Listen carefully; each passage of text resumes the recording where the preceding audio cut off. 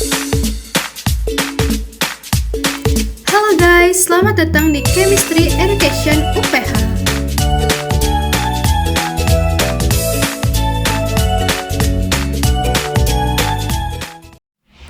Sebelum itu jangan lupa like, comment, subscribe, dan nyalakan loncengnya ya.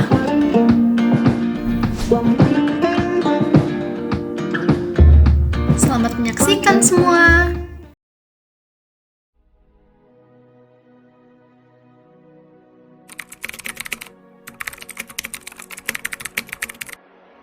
Sejarah peringatan Hari Pangan Sedunia bermula dari Konferensi FAO ke-20 pada bulan November 1976, di mana delegasi Hongaria Menteri Pertanian dan Pangan Dr. Paul Romani memutuskan untuk dicetuskannya resolusi nomor 179 mengenai World Food Day.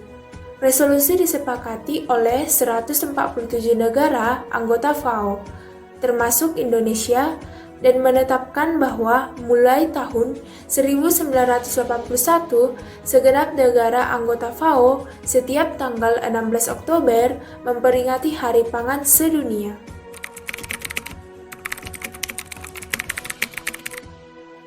Pangan adalah segala sesuatu yang berasal dari sumber hayati yang diolah maupun tidak diolah, yang diperuntukkan sebagai makanan atau minuman bagi konsumsi manusia.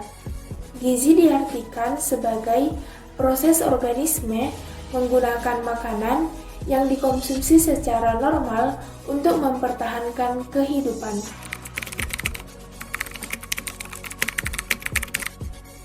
Fungsi pangan dan gizi. Yang pertama, mengatur metabolisme tubuh. Yang kedua, memelihara dan mengganti jaringan tubuh. Dan yang terakhir, mendukung pertumbuhan serta berperan dalam mekanisme pertahanan tubuh dan sebagainya. Konsep 4 sehat 5 sempurna yang dipopulerkan oleh Bapak Gizi Indonesia, yaitu Profesor Purwo Sudarmo sekitar tahun 1952, sudah tidak lagi digunakan. Kini sudah berkembang dan disempurnakan menjadi pedoman gizi seimbang.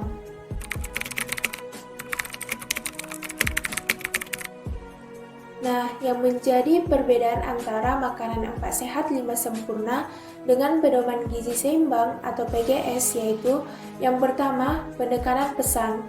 4 sehat 5 sempurna, konsumsi nasi, lauk pauk, sayur, buah, dan susu sebagai penyempurna. Sedangkan PGS menekankan pada susunan makanan yang mengandung zat-zat gizi dalam jenis dan jumlah yang sesuai dengan kebutuhan tubuh. Yang kedua, susu bukan penyempurna. 4 sehat 5 sempurna, susu dianggap sebagai penyempurna.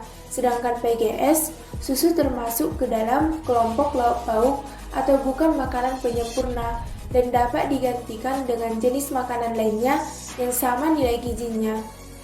Yang ketiga, penjelasan mengenai porsi. 4 sehat 5 sempurna tidak menyertakan informasi porsi ideal yang harus dikonsumsi dalam sehari.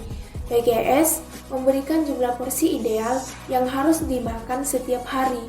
Porsi ideal protein nabati 2-3 porsi, protein hewani 2-3 porsi, makanan pokok 3-8 porsi, sayuran 3-5 porsi, buah 3-5 porsi, dan minum air mineral minimal 8 gelas. Jika ada kandungan yang tidak seimbang porsinya, maka tidak bisa dikatakan sehat. Dan yang terakhir, pentingnya minum air mineral.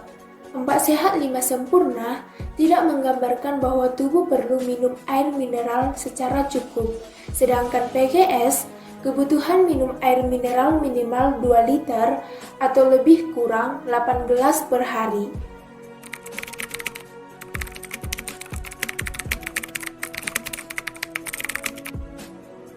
Struktur kimia dari pangan dan gizi. Yang pertama, karbohidrat. Beberapa jenis karbohidrat diantaranya adalah glukosa, maltosa, sukrosa, selulosa, dan sebagainya. Beberapa contoh makanan yang banyak mengandung karbohidrat adalah nasi, jagung, umbi-umbian, dan gandum. Yang kedua, protein. Fungsi dari protein sebagai sumber energi untuk pertumbuhan struktural, pembentukan antibodi, dan masih banyak lagi.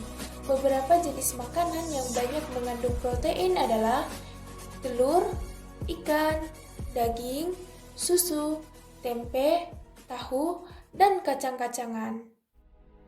Yang ketiga, lemak. Lemak berfungsi sebagai sumber energi yang berperan penting dalam proses metabolisme lemak.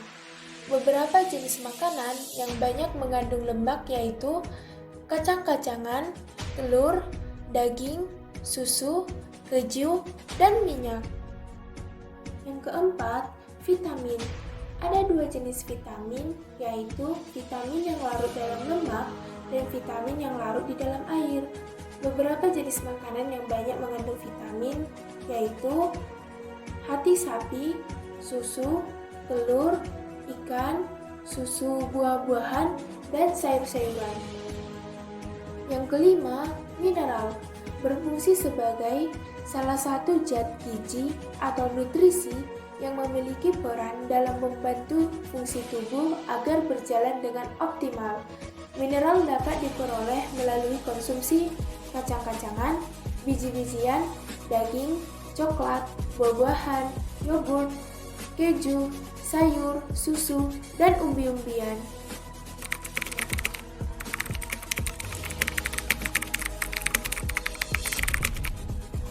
Oke, selanjutnya kita akan membahas tentang bagaimana konsep gizi dicerna oleh tubuh.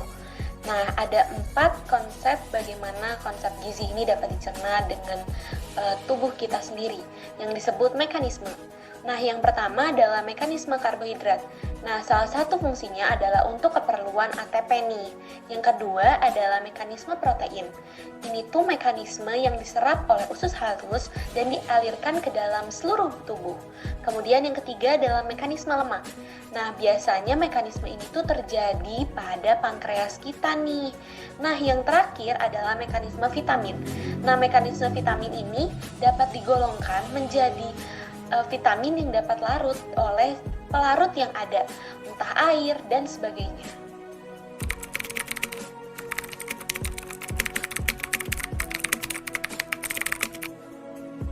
Kekurangan gizi atau biasa disebut malnutrisi merupakan gangguan kesehatan yang terjadi saat tubuh tidak mendapatkan asupan nutrisi yang cukup.